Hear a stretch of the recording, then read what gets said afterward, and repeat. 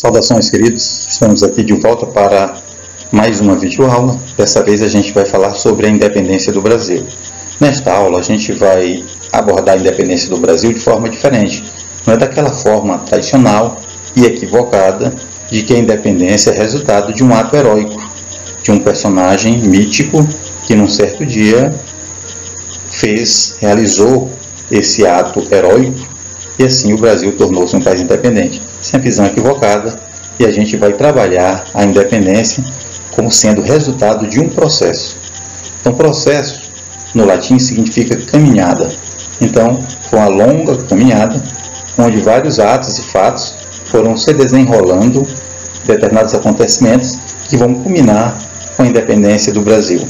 Então, a gente vai abordar a independência do Brasil como uma consequência de um processo que se inicia em 1808, quando a família real portuguesa foge de Portugal para o Brasil e assim começa-se o processo de independência. Como eu estava dizendo para vocês, o processo de independência do Brasil, ele não foi exatamente como a gente aprendeu, ou como naturalmente a gente aprende no senso comum. Esse é um famoso quadro que retrata a independência do Brasil. Esse quadro é famoso, é um quadro pintado pelo artista plástico Pedro Américo. Esse quadro foi pintado em 1888. Né? Ele, na verdade, foi contratado pelo conselheiro Joaquim Ramalho, que era presidente da Comissão do Monumento do Ipiranga, isso em 1886. Ele foi contratado para retratar, para pintar um quadro para homenagear esse fato, isso em 1886.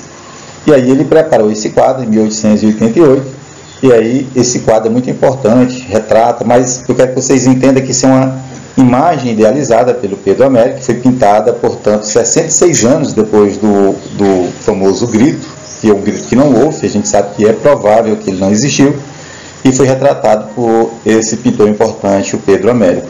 O nosso hino nacional, que outra coisa importante retrata esse grito do Ipiranga, o hino nacional, vocês sabem que ele é de autoria de um compositor chamado Joaquim Osório Duque Estrada. O Duque Estrada nasceu em 1870 e morreu em 1927. Ele é o autor da letra. Essa letra sofreu algumas alterações no decorrer do tempo. Agora a música, a letra do Duque Estrada, do Joaquim Osório Duque Estrada, mas a música é do Francisco Manuel da Silva, que nasceu em 1795 e morreu em 1865.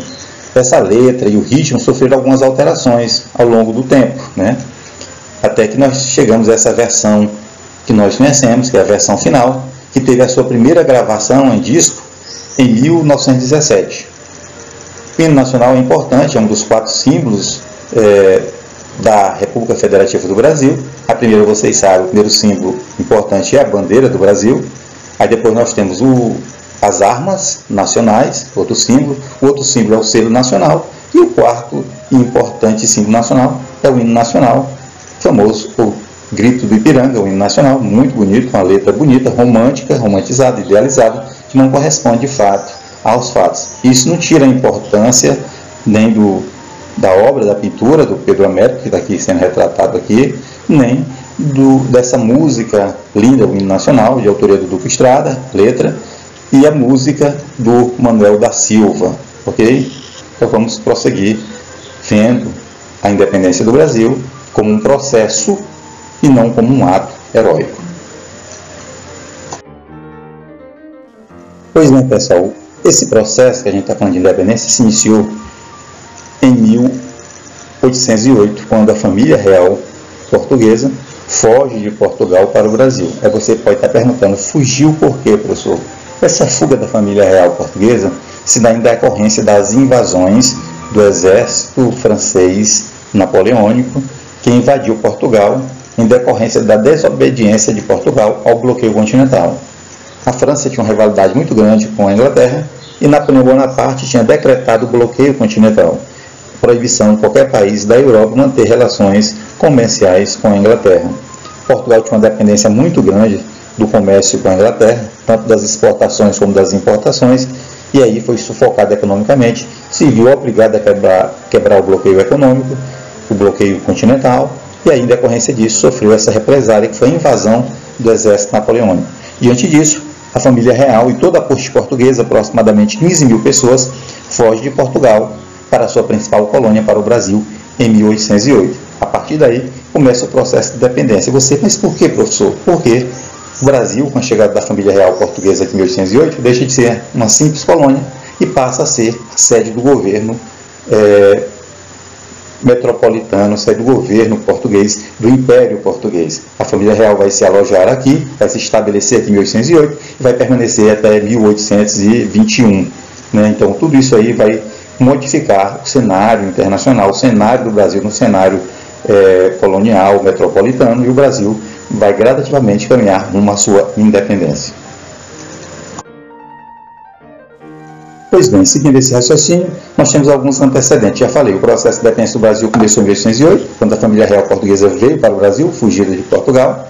O motivo dessa vinda, já falei para vocês, foi o bloqueio continental, o bloqueio napoleônico, estabelecido e ordenado por Napoleão Bonaparte contra a Inglaterra. E aí Portugal, que dependia muito da economia inglesa, foi obrigado a quebrar o bloqueio e aí sofreu essa retaliação, que é a invasão francesa. Diante disso, os portugueses, na verdade a família real portuguesa e a corte portuguesa, 15 mil pessoas aproximadamente, foge para o Brasil, dando início ao processo de independência. Isso não significa dizer que a família real queria fazer o processo de independência do Brasil. Então, eles não queriam fazer isso, eles estavam fugindo. É como eu botei a frase no início: os homens fazem história, mas não a fazem como querem, fazem segundo as condições materiais e históricas. Então, isso, sem querer, os portugueses, a própria família real, dá o pontapé inicial do nosso processo de independência. Aqui nós temos aqui uma ilustração do bloqueio continental. Nós temos essa linha lilás aqui, que representa a linha imaginária que corresponde o bloqueio. Aqui nós temos a Inglaterra, a Península Britânica, que está aqui, a Grã-Bretanha, o Reino Unido, a Grã-Bretanha. E aqui nós temos a Europa, a França, do controle aqui, o domínio do Império Francês. E aqui nós temos aqui a Espanha aqui, e Portugal aqui na pontinha da Península Ibérica, que é obrigado a quebrar esse bloqueio por condições econômicas deficitárias, dependia muito da economia inglesa. E aí, diante dessa quebra, o exército napoleônico entra aqui pelo continente, invadindo a Portugal, e a família real e a corte portuguesa foge aqui pelo Atlântico em direção à sua mais importante colônia, que é o Brasil, que gradativamente vai caminhar no seu processo de independência. E aí é o processo que nós vamos ver que começa em 1808, é o primeiro passo, com a chegada da família real portuguesa ao Brasil. Bem, queridos, essa fuga dessa família real portuguesa não foi só a família real portuguesa que veio para o Brasil. Foi toda a corte portuguesa, que era composta pela família real e uma multidão de nobres, que somavam mais de 15 mil pessoas. Esse Dom João VI, ele era o príncipe regente, vocês já sabem, porque a sua mãe, Dona Maria I, a louca, enlouquecera, daí veio o nome, a louca, e como ela enlouquecera, ele então assume o governo como príncipe regente, príncipe Dom João. Ele só seria coroado como rei de Portugal com o título de Dom João VI em 1818, quando a sua mãe, Dona Maria, falecer. Ele foi casado com a Dona Carlota Joaquina, portanto, era a rainha de Portugal, que fugira juntamente com ele para o Brasil. Teve 9 filhos. São 3 homens, sendo o primogênito o príncipe Dom Pedro, que viria a ser o nosso famoso Dom Pedro I, e mais 6 filhas. Então essa era a família real portuguesa que se estabelecia no Brasil. Dom João, que viria a ser o Dom João VI, a Dona Carlota Joaquina, e mais 9 filhos, 9 príncipes, 3 príncipes e 6 princesas. Entre esses príncipes, o príncipe Dom Pedro, que era o primogênito do casal e, portanto, um herdeiro do trono português. Aqui a gente começa esse slide com o título A Viagem. Seria melhor a gente botar A Fuga. Então essa fuga da família real portuguesa contou, já disse para vocês, uma multidão de mais de 15 mil, aproximadamente 15 mil pessoas, entre nobres e a família real, e 14 embarcações. Portanto, essa multidão estava distribuída em 14 embarcações. Como não sabiam ao certo quanto tempo vinham ficar no Brasil, os nobres trouxeram o que puderam trazer, riquezas.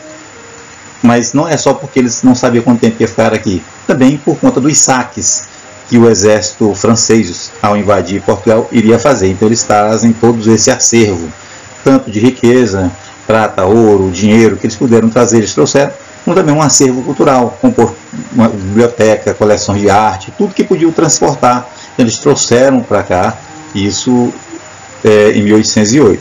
Depois de algumas semanas, né, de viagem, uma forte tempestade separou as embarcações, que eram 14 embarcações, e alguma parte delas rumaram para o Rio de Janeiro, e uma parte delas, liderada pela embarcação que conduziu Dom João, foram para Salvador, para a terra de Paim e de Manhinha. Só depois é que eles vão se dirigir para o Rio de Janeiro, onde se estabeleceria cidade a qual se tornaria a sede do Império Português. Isso é muito importante, isso é uma mudança profunda. O Brasil, portanto, deixava de ser uma simples colônia em 1808, com a chegada da família real, e transformava-se, portanto, na sede do Império Português. Então, um conjunto de transformações. Aí já falei para vocês, de Salvador, Dom João VI transfere-se para o Rio de Janeiro. Aí foi nessa cidade que ele vai se estabelecer, e é essa cidade que vai ser o palco, o cenário das principais transformações ocorridas com a chegada da família real. Transformações que vocês imaginam, tanto do ponto de vista urbanístico, mudança da cidade, com a criação de vários pontos artísticos, uma efervescência cultural que essa cidade vai passar por conta do requinte dessa corte portuguesa e europeia, né, que traz para a colônia todo esse requinte, todo esse glamour, e assim a cidade do Rio de Janeiro vai ser o palco dessas maiores transformações. A chegada, meu querido, a chegada da família real foi, de certa forma, festiva. Então, ao chegar ao Rio de Janeiro, Dom João foi recebido com grandes festas, inicialmente, preparada por seus amigos e funcionários e bajuladores, né, sempre.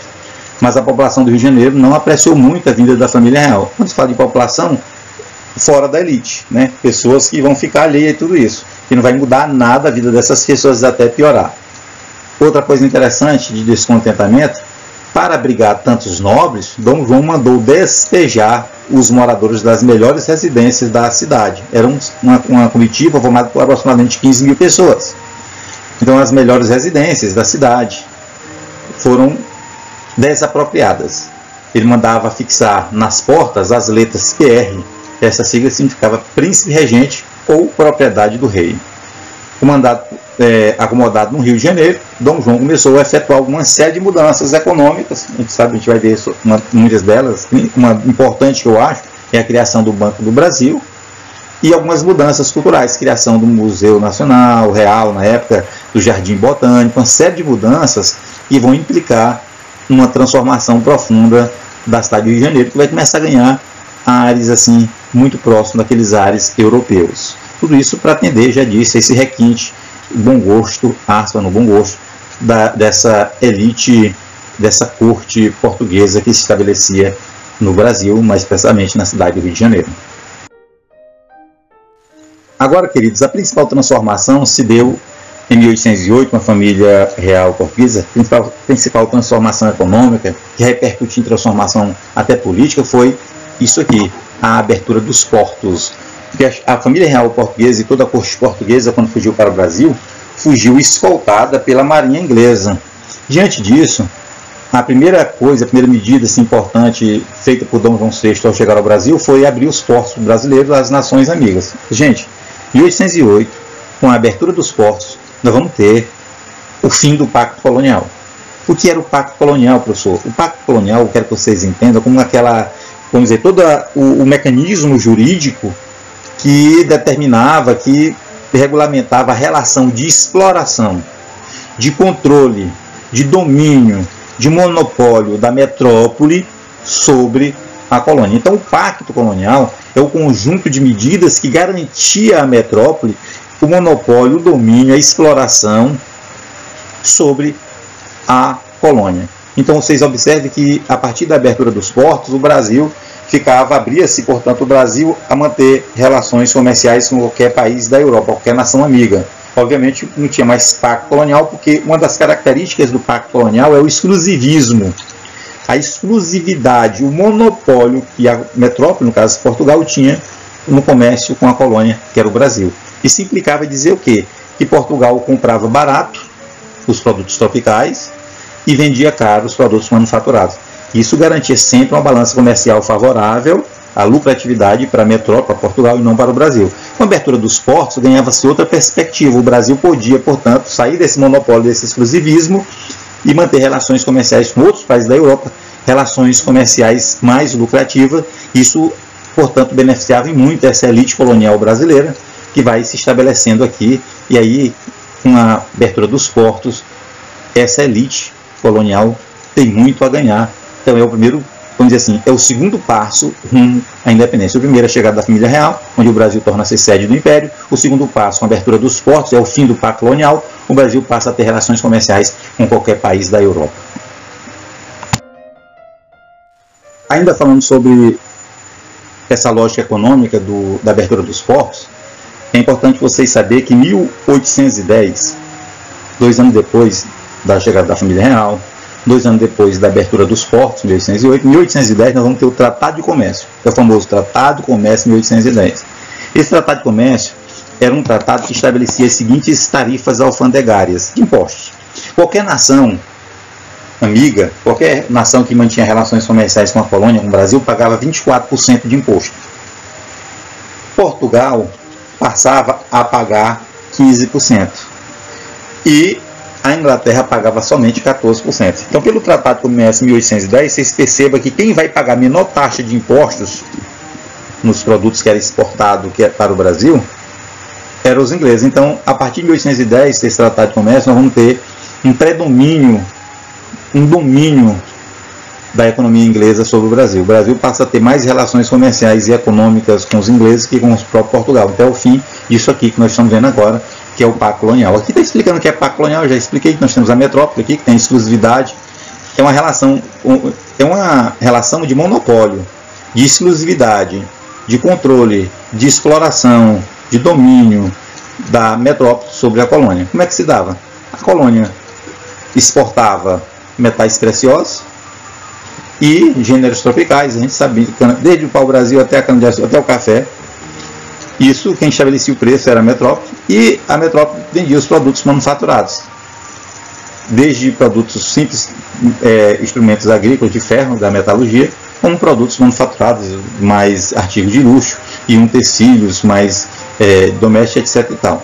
Então, com o fim, aliás, com o Tratado de Comércio de 1810, nós vamos ter o fim desse pacto colonial. O Brasil sai desse, como diria o Bruno Henrique, o patamar de simples colônia e ia para outro patamar, para um patamar agora de um país que tinha livre comércio com outros países da Europa e não estava mais sujeito a essa lógica aqui de exploração da metrópole sobre a colônia, que é o pacto colonial. O Brasil, portanto, começava a se livrar da exploração metropolitana de Portugal.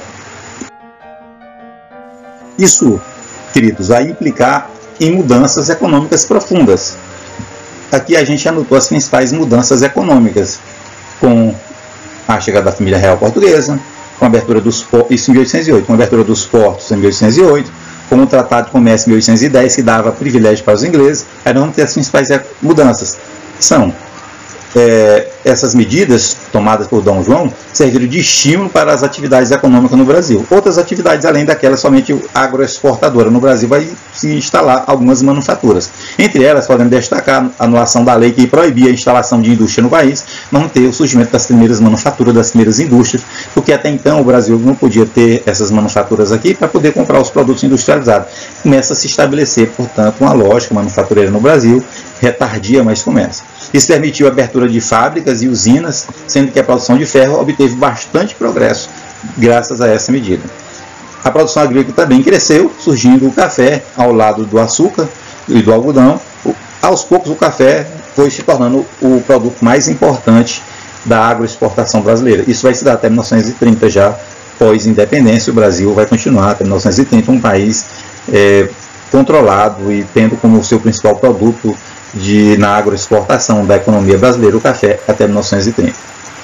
Aqui tem interessante, vai falar uma coisa que eu já salientei atrás, a importância da criação do Banco do Brasil, que se tornou o símbolo da economia liberal no país. Portanto, esse Banco do Brasil, que agora querem privatizar, foi criado ainda na época do governo Dom João VI, quando chegou aqui no Brasil. Então, o Banco do Brasil é mais antigo do que o Brasil independente.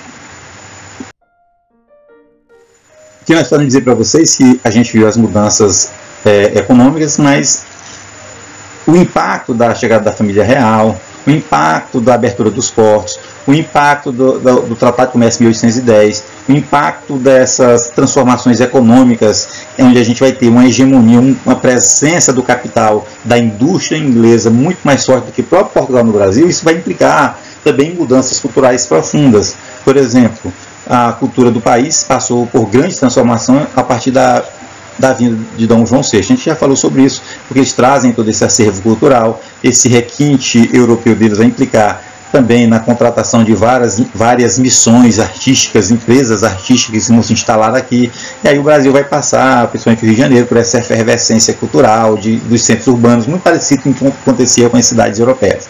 Vários cursos foram criados no Rio de Janeiro e na Bahia, como a de cirurgia, química, agricultura, desenho técnico, entre outros.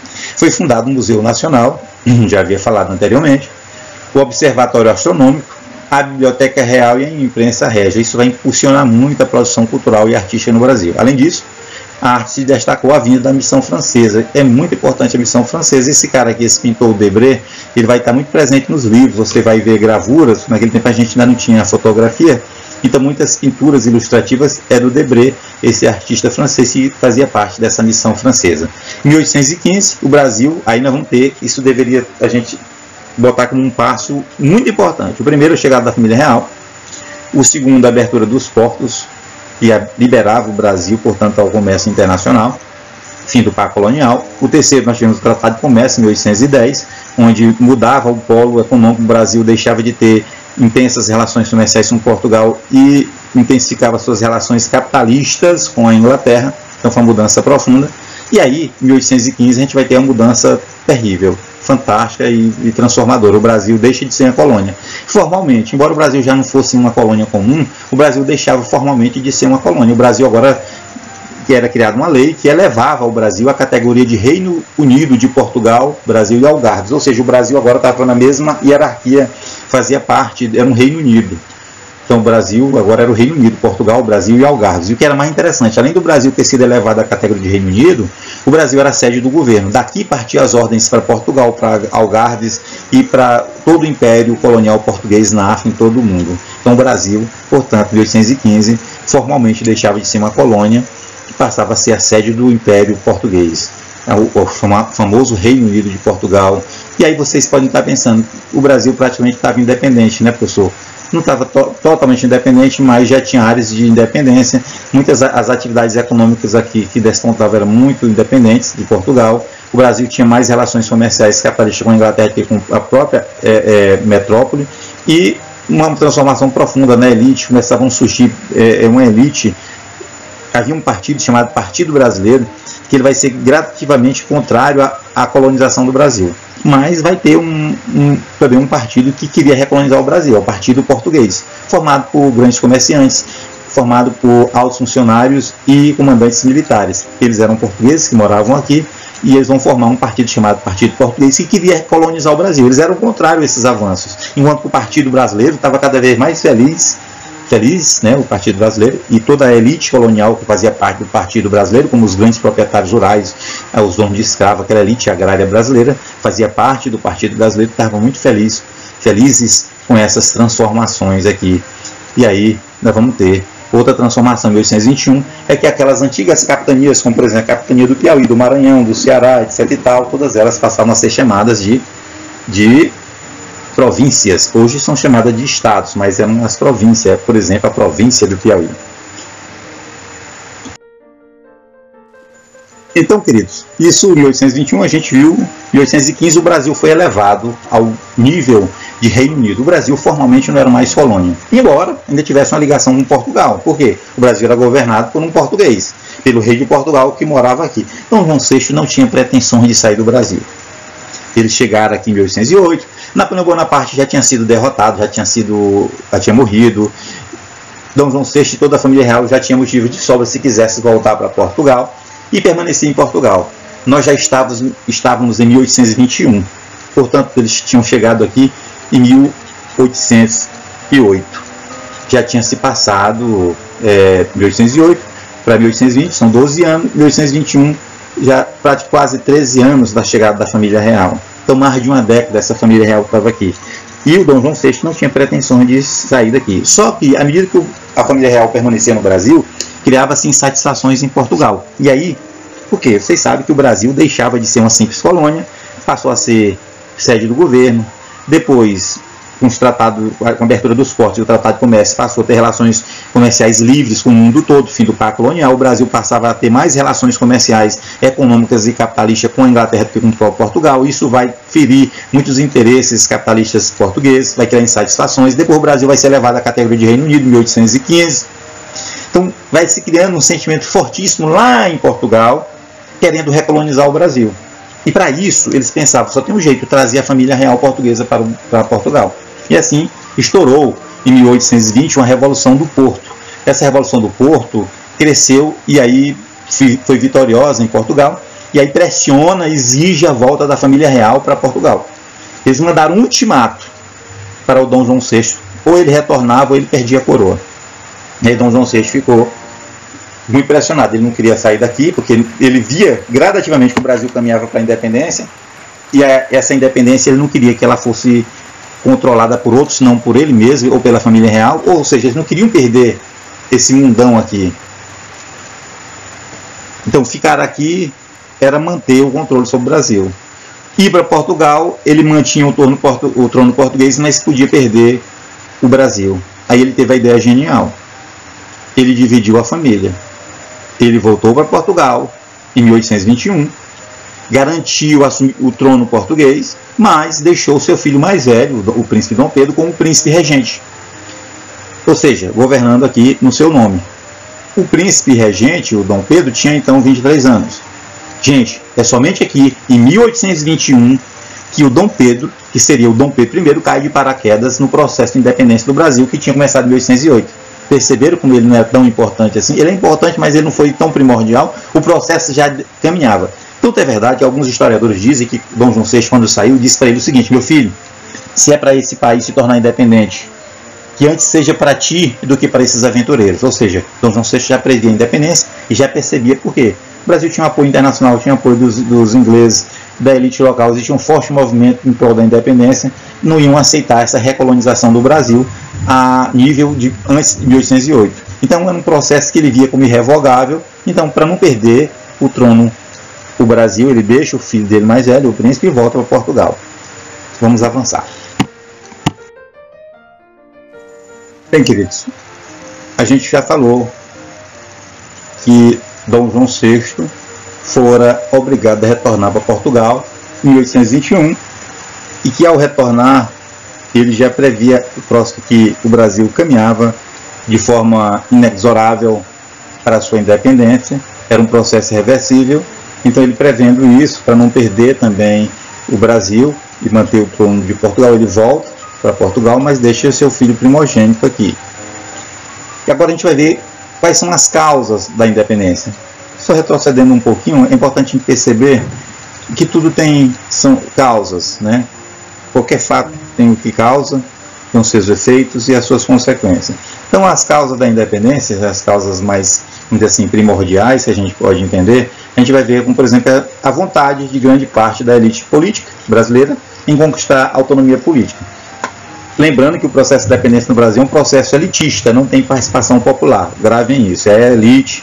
E principalmente essa elite agrária, essa elite escravagista, latifundiária, que formava o famoso Partido Brasileiro. Esse grupo político, que era uma grande maioria, eles tinham essa forte tendência, esse desejo de caminhar e ter a sua autonomia política.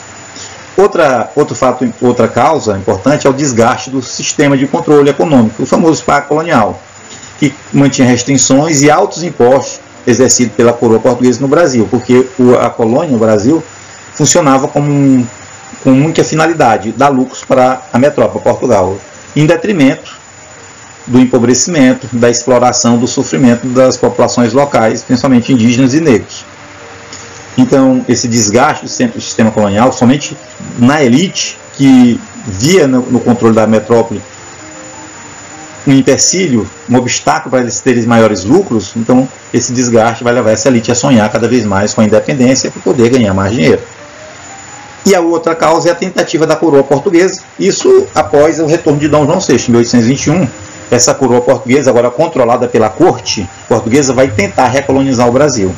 E aí vai aumentar as insatisfações e aí começa o processo, não é que começa, vai se agravar ainda mais aquele processo que tinha se iniciado em 1808, que é o processo de independência.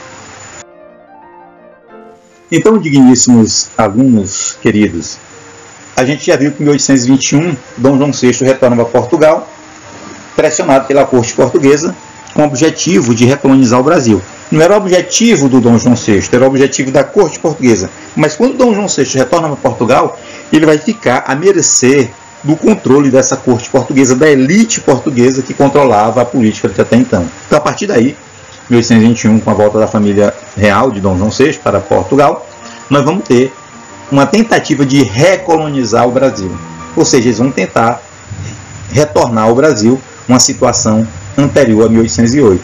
E aí, diante disso, eles vão ter aí é que entra o papel de Dom Pedro, porque o Dom Pedro fica no Brasil e o Partido Brasileiro, que tinha forte influência de José Bonifácio e outros grandes, os irmãos Andrada, eles então vão, essa elite vai, portanto, colar no Dom Pedro, no jovem príncipe, e vai cada vez mais influenciá-lo a desobedecer às ordens que vinham de Portugal. Que ordens eram essas, professor? Ordens de recolonizar. Então, diante disso, as ordens da corte portuguesa vinham de lá de Portugal, medidas de recolonização. E aí, o jovem príncipe, que era o príncipe regente, que estava aqui, o Dom Pedro, influenciado pelo Partido Brasileiro, passava a desobedecer essas ordens. Diante disso, a corte portuguesa tomou uma decisão, ordenou a volta do príncipe para Portugal, isso em 1821. E aí, diante dessa ordem, dessa determinação da volta de Dom Pedro, o Partido Brasileiro se mobilizou e eles se organizaram, então fizeram um baixo-assinado. Obviamente o povo não assinou, porque o povo não sabia ler e escrever, índio, negro, mestiço. O povo mesmo não sabia, mas a elite sabia. Então essa elite, milhares, assinaram essa petição, esse baixo-assinado, pedindo para que o Dom Pedro I não retornasse a Portugal. E assim, quando ele recebeu essa manifestação, esse baixo-assinado, e também foi aconselhado por José Bonifácio, os irmãos Andrada, para que ele tomasse a frente do processo, que era irreversível de independência, e que se implicava nele ficar aqui. Então, o príncipe se reuniu com as principais lideranças do Partido Brasileiro, dessa elite colonial, e lá, no dia 9 de janeiro de 1822, nós temos o Dia do Fico. Isso já foi feriado no Brasil, não é mais. O Dia do Fico, 9 de janeiro de 1822. Na verdade, aqui, esse Dia do Fico, gente, eu quero que vocês entendam como uma ruptura definitiva do príncipe com Portugal. Por quê? Porque ele decide desobedecer à corte portuguesa definitivamente, não retornar a Portugal. Era uma ruptura. E assim, nós temos aquela famosa frase que vocês já ouviram falar, que ele pegou o baixo-assinado e assim: se é para o bem de todos e felicidade geral da nação, diga ao povo que fico.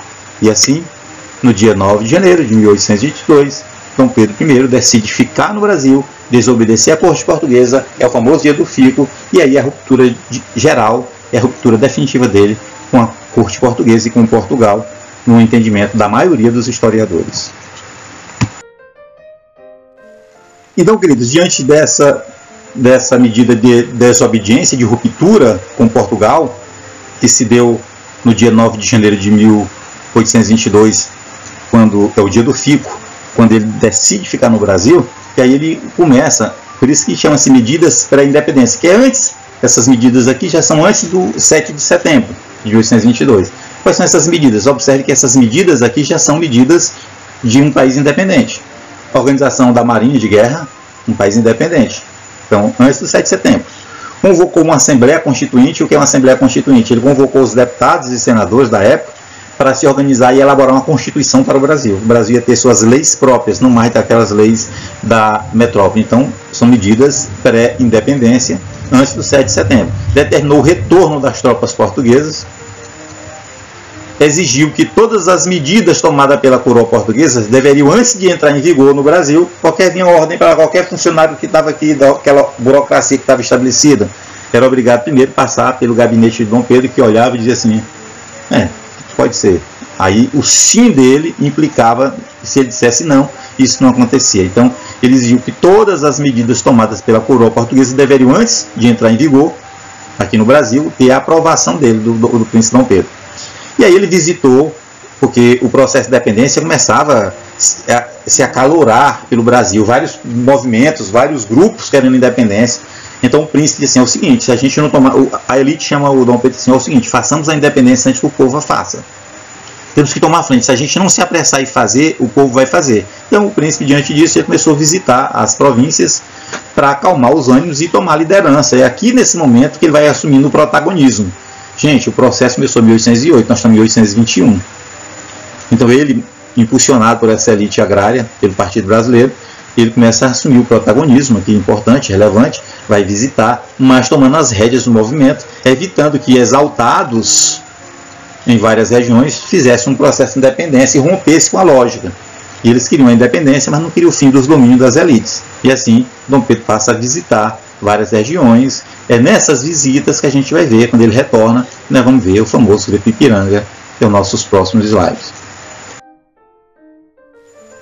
Diante disso, meus queridos, dessas viagens, onde ele toma a rédea do movimento, vai gradativamente tomando esse protagonismo, o Dom Pedro, no dia 7 de setembro de 1822, vai dar o famoso grito de Ipiranga. É claro que vocês sabem que esse grito não houve, é pouco provável um príncipe herdeiro do trono ia sair no lombo de um cavalo de São Paulo, lá de Santos, do Rio de Janeiro, ele ia chegar todo assado. Essas viagens se faziam em charretes, principalmente família real. E não se fazia essa viagem longa a cavalo, se fazia em mulas. Então, com certeza, esse quadro aqui que a gente já falou inicialmente, do Pedro Américo, é um quadro, vamos dizer assim, idealizado em 1888, quando ele pintou, 66 anos depois do fato, onde ele coloca nesse cenário pessoas populares aqui, alegre, assistindo, ele dando o grito, pessoas aqui festejando. Então nós temos todo um cenário idealizado, que não aconteceu, mas que é importante porque é um ato simbólico, né? Então, diante disso, vamos fazer uma leiturinha rápida aqui. Ao viajar de Santos para São Paulo, Dom Pedro recebeu uma carta da coroa portuguesa que exigia seu retorno imediato para Portugal. Não, ele já tinha decidido ficar em 9 de janeiro, é o famoso dia do que fica. Aí veio uma outra medida reafirmando, tu tem que voltar.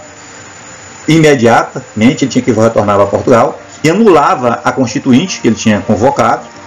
Diante dessa situação, Dom Pedro deu o famoso grito às margens do Riacho Ipiranga, que é aquele grito de independência ou morte. Vocês sabem que é uma frase heróica, mítica, que não houve, mas é muito bonita, e assim, malditos, querem nos escravizar. Aí ele puxa da espada, o cavalo entende a grandeza desse momento, porque o cavalo naquele momento também levanta as patas. Então o cavalo, caraca, esse momento é histórico, eu tenho que sair na selfie.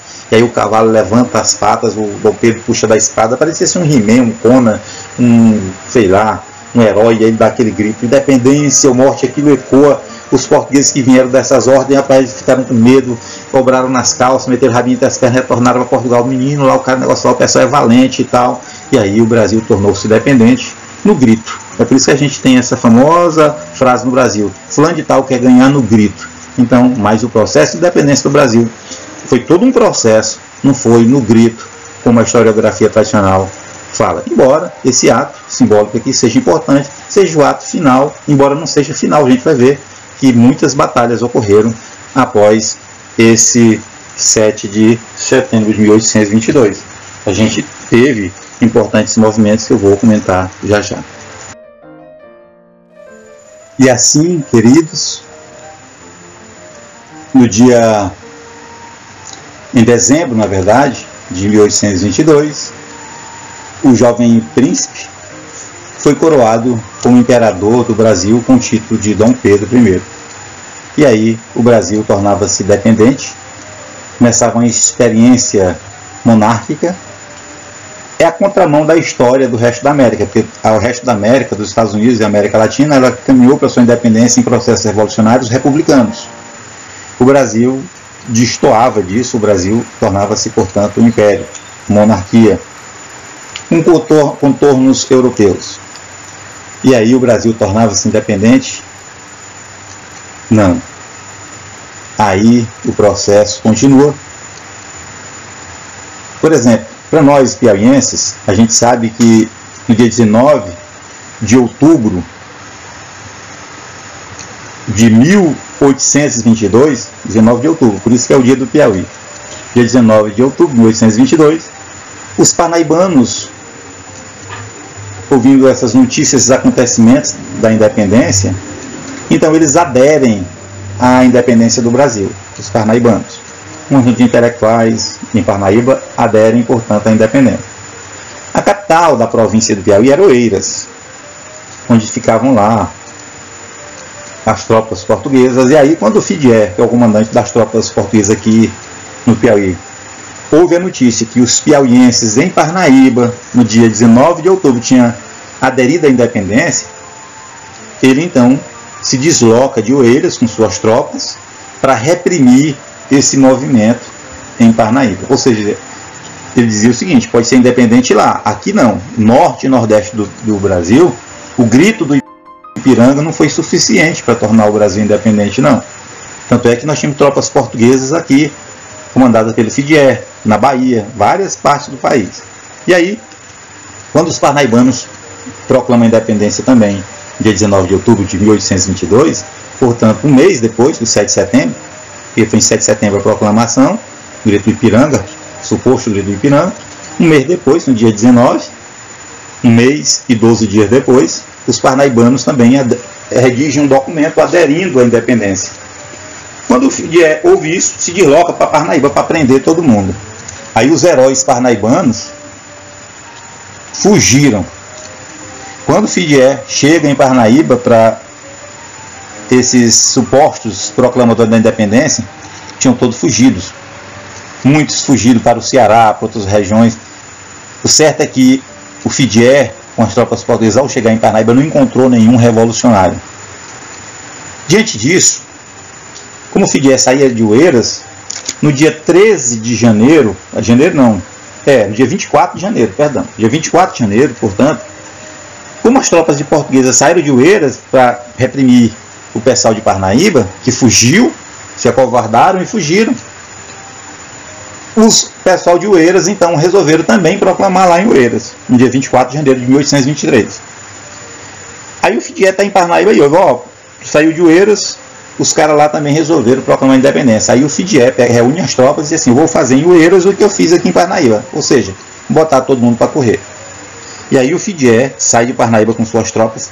Naquele tempo era muito demorado, tudo era cavalo, mula. Você imagina sair de ônibus daqui para Oeiras é longe, imagina sair do norte do estado de Parnaíba para Oeiras.